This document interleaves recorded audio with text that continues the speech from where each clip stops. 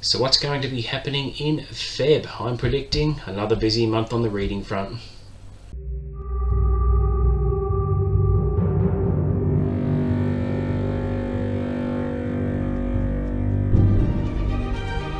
What's up guys, welcome back to the channel. Today I will be doing my Feb TBR, but before I do that and commit to the TBR, it's time for another book haul. So I know everyone likes these videos, including myself. I've mentioned it before that I like watching other booktubers show off what they got hold of and what they're unwrapping and whatnot for their book haul. So here we go. I'm going to start with some second-hand books that I've picked up recently. So let's go for the top of the stack and show you the first book, which managed to pick up a fairly decent copy of Clive Barker's The Great and Secret Show. It's one I've wanting to read for a while. I think I glossed over it back in the 80s and didn't really get into it, but now I'm finding myself wanting to explore some of Barker's work. So there we go, that's the first cab off the rank. Next, I got a copy of The Black Prism by Brent. This is the first in the Lightbringer series, which I've heard really good things about. It's another fantasy series I plan on starting this year, as if I need more fantasy series to start, but you get that. It looks pretty good and looks like a fairly easy read too, so I will get to that at some stage this year. Now, I got one of these Richard Lehman bind-ups. They're an omnibus edition, and normally each volume contains 2 of Lehman's novels. So obviously with this one we've got Funland and The Stake, and you know, it's pretty thick. It's about 830 pages, but these are actually quite hard to find in this sort of condition. You can see the spine there is pretty much perfect, which is how I like it. I'm very fussy, and eventually I will collect all these volumes. It's too hard to collect all the individual books again on their own. So there we go. Next, I've got a decent copy of Jeffrey Deaver's first Lincoln Rhyme novel, The Bone Collector. I wanted a copy of this ever since watching the TV series that was on last year, which was brilliant. And you know, it's not your usual copy. It's one of those rarer ones. I think this one's a US printing, which is actually quite nice. So one day I'll get to that too. Today I picked up the latest Roy Grace book by Peter James. I think this is number 17. Don't quote me on that, but I won't be needing to read this one in a little while. I'm only halfway through the series, so it's for later on. And on my continuing journey of reading classics this year, I've picked out 10 titles, and one of those titles that I also picked up today is Harper Lee's To Kill a Mockingbird, in this really nice vintage series, which have the characteristic red spine that a lot of people will recognise, and just a nice little version, and the print inside is actually pretty good, and certainly one of those titles that I'm wanting to get to this year, and it will happen. I also got, this is one of my birthday presents from the wife and kids, one of the latest Jack Carr books. In my last book haul I had the previous one, Savage Son, and yeah, this is going to be a really good one. I've still got Savage Son to read, but I'll be getting stuck into this one pretty soon after, I reckon. Alright, now we've got Michael Ledwidge, Run for Cover.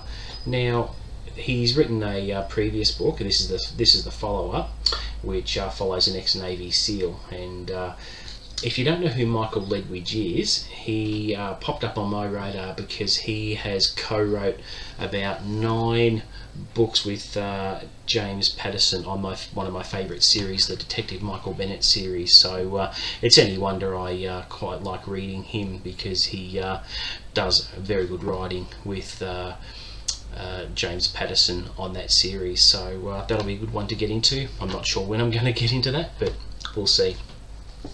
Another one I picked up, Sebastian Fitzek. Seat 7A, which is a thriller that takes place on an airliner.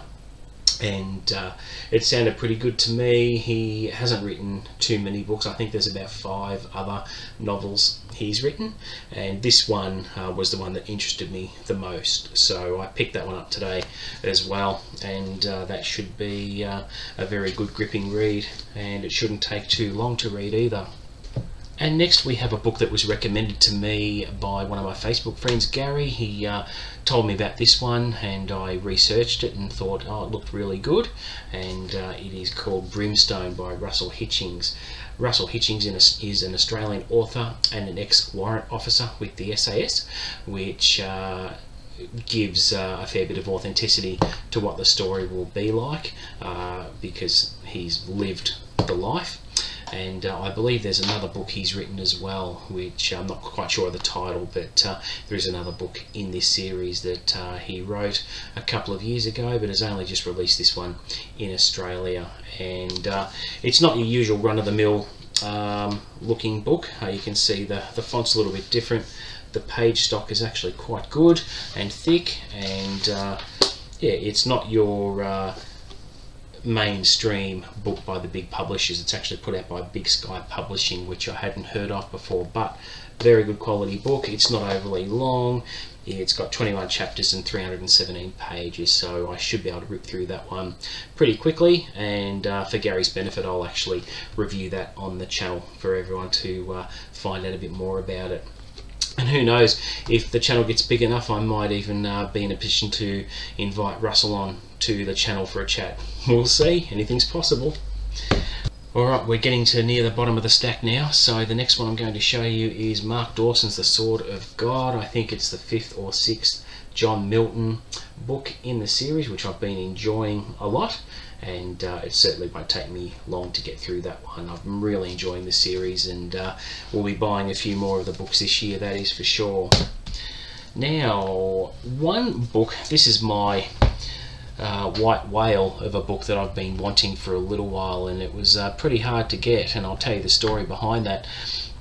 In about August or so this year, I noticed that there was a movie on Netflix which I'm yet to see, called No One Gets Out Alive. And you've probably seen it on Netflix or seen the trailer or what have you, and it certainly got my attention, and I found out that it was based on one of Adam Neville's novels, who's a very successful horror writer. So I actually finally managed to get my hands on the book. It's got the Netflix sticker on the front. Now normally I don't go for TV or movie tie-in editions, but it's an attractive enough cover for me to not mind so much. I just really wanted to read it. There's another older paperback version on eBay floating around for about $50. I thought it was a little bit rich. Now, the thing that frustrated me about this was in September last year the publisher was supposed to release it, and then for some reason, whatever reason I don't know, they pushed it back until December. And then of course there was stock issues in the US. It had to come from the US, and I finally got it last month, so it was well worth the wait. And yeah, certainly going to be tearing into that pretty quickly, because I do want to watch the movie, but I always like to read the book first before the movie. Now, the last 3 I want to show you in this stack, funny story behind these. I'll show you a picture that's coming up now. When in my last book haul, everyone who watched the video would have seen the look on my face when I unboxed this particular bind-up volume of a book, which I was led to believe would be a box set. So I thought each individual book would be packaged up in a nice box set for me. That wasn't the case. You can see from the picture that it was one big paperback book with a spine with all three spines from the original books on there, and I thought, what the fuck? This isn't what I ordered. I don't want a big volume of 3 books in one for this series. So I was procrastinating and thinking, oh look, do I just settle for that? And my wife, as always, is my voice of reason, and she said, don't stand for that. return it. And I obviously returned it, and the good people at Amazon were very good to refund the money, and because of such good service I decided to reorder each individual book from Amazon, and I'm not disappointed this time. And I'll show you all 3 volumes separately.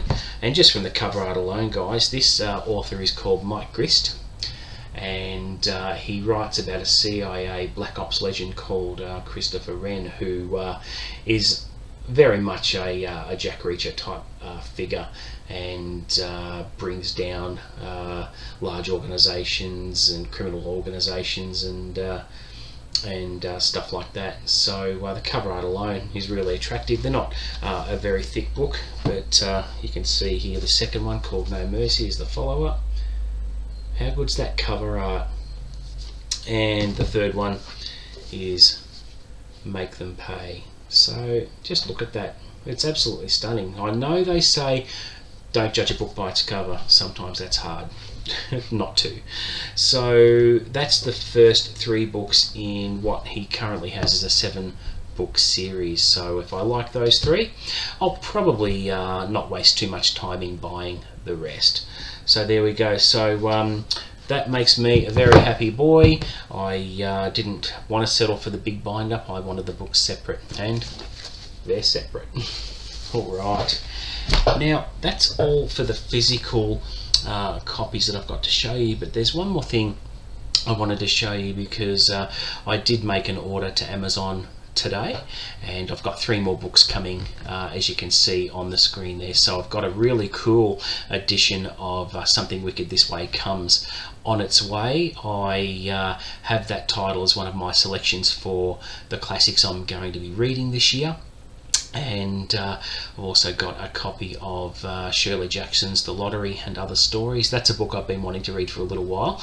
With these sort of things, I'm very particular. I wanted a specific version, and I think the Penguin Modern Classics is the best way to go with those. They're very attractive, they're very durable as well, and the print inside is quite easy to read. And the final book you can see there is The Count of Monte Cristo. I've shown in a previous video that I brought a beautiful leather-bound volume of the book, but I've got a read-along happening with some other people in August, I believe, and I just wanted a decent reading copy for that project, which I'm excited about. And I'm also a little bit intimidated because weighing in at 1340 pages or what have you, it's going to be, if I get through it, it'll be the longest book I've ever read. So we're going to have a record setter this year. So that is all for the book haul side of this video. What I'm going to be doing now, I'll come back to you in a moment, with the magic of editing on my editing program, I'll be able to come back with my final selections for my February TBR. I'll see you in a minute. So thanks to the magic of editing, which I can't live without, I'm back. I've made my selections for my February TBR, and here we go. I'll reveal them now. Now, I already had 4 books locked in for February because I'm participating in the February Fantasy Stories project put on by the Bookish Bryants. So already committed to those, and the first one was the Narnia, The Lion, the Witch and the Wardrobe for the first week, which is classic fantasy. For week number 2 it is Swords and Sorcery, and I've chosen Conan the Conqueror for that one. Week 3 is Dark Fantasy, and for that one I've chosen Mr. Be Gone by Clive Barker, something I haven't read before and I'm sure I'll get a blast out of it. And week number 4 is Urban Fantasy, and I've decided to go with Side Jobs by Jim Butcher in the Harry Dresden books. So that'll be really interesting. It's a project I'm looking forward to. Now that's 4 books where they're not very long. They're all under about 250 pages with the exception of Side Jobs, but what I will do is read 250 pages worth of stories in that one. So that'll leave me a little bit of time to add more books to the TBR. Now it's pretty ambitious, but I think it's going to be achievable if I go for it. So I've decided to go with the Seat 7A by Sebastian Fitzek. I've decided to go with No One Gets Out Alive by Adam Neville. I've been wanting to read that for a while, and I want to read it ASAP. I'm going to read the Brimstone because I want to review it on the channel. I want to tell people about it. It's a debut author. It's an Australian author who I don't hesitate to support. And it's not very long, and the print is pretty big, so I don't anticipate it'll take me more than 2 or 3 days to rip through that one. And I'm pretty keen to get back into the Mark Dawson series here as well, so that one is going to be on the list. And finally, I'm going to read another classic this month, and it'll be To Kill a Mockingbird by Harper Lee. Now, I haven't read that since high school. I remember vaguely seeing the black and white movie as part of the curriculum as well, but I don't remember much of it at all, and it's going to be interesting to see what I think of a book like that as an adult. Alright guys, so there you have it. There is my Feb TBR done, and there is my book haul done. I'm not going to do another major book haul like this for a little while. I've been a bit out of control, but what I will be doing is, if the odd book or 2 or 3 comes in, I'll just do a quick show and tell in other videos. I might even do a new segment called I Got Book Mail or something like that, which is just a quick show and tell video, maybe an unboxing, letting you know what filters through, but it won't be on anywhere near the scale of that book haul I just did. So as I said, got a little bit out of control, and I won't be getting as much in at a time for a little while. So there you go guys, let me know what you thought of the book haul. Let me know if you have read any of those authors, and as always, share any comments below, and I'll be responding to those. And please don't forget to like and subscribe. But until next time, see you later.